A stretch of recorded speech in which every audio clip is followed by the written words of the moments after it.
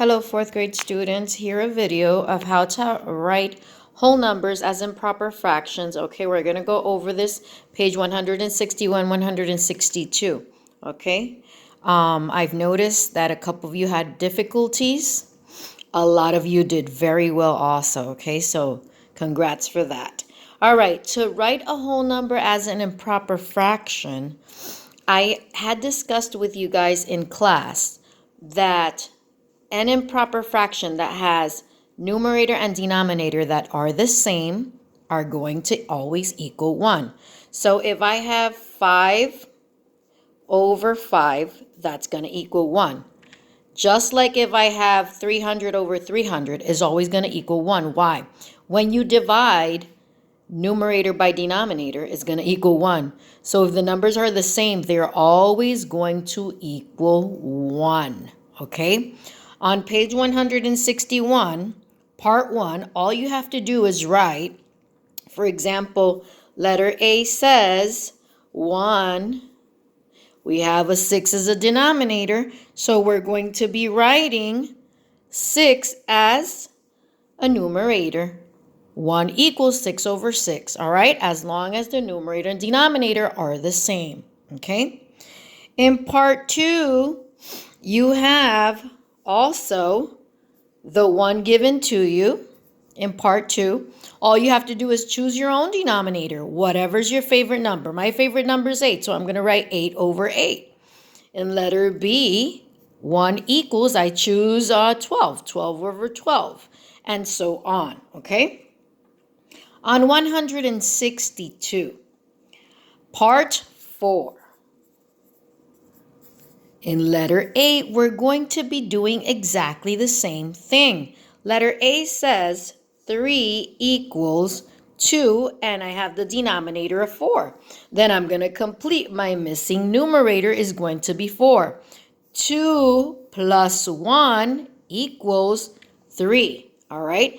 We already said that when we have improper fractions, numerator and denominators are the same. 4 divided by 4 is 1. So this is 1, and 1 plus the whole number 2 is 3. Okay? On the other hand, on letter B, I have 5 equals, I'm missing the whole number, and I have the numerator and denominator, or the improper fraction of 3 over 3, which that is 1 already. So the number before 5 is 4. 1 plus 4 is 5. And so on, okay? In part 5, you're going to do the same thing. But now in letter A, for example, they gave you 6 equals, and now you're going to complete the mixed number, which is the number before 6 is 5. Choose any number you like, 8 over 8. 5 plus 1 equals 6. And that's that.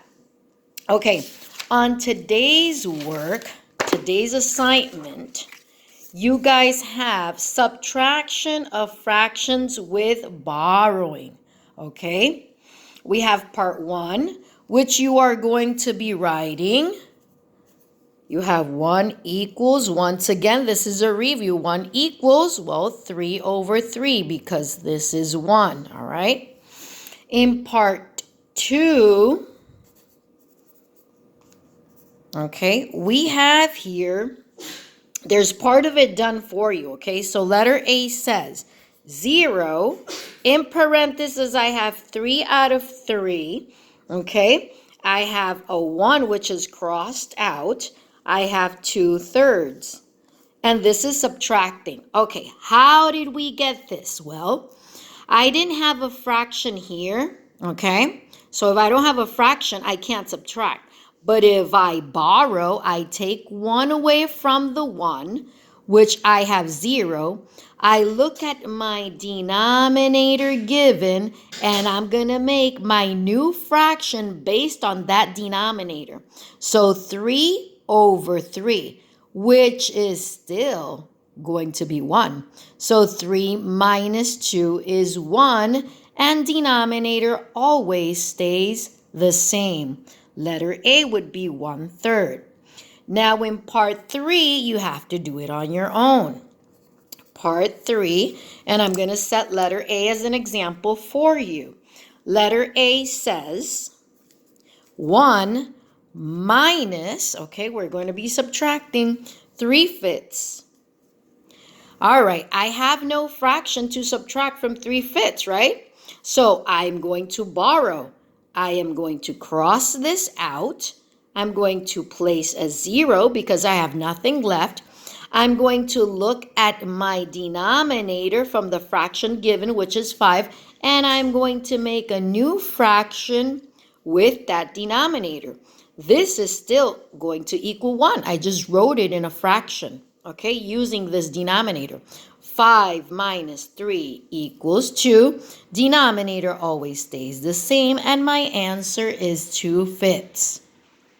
Okay? If you have any doubts, please write to me by Jupiter. All right? Have a great day.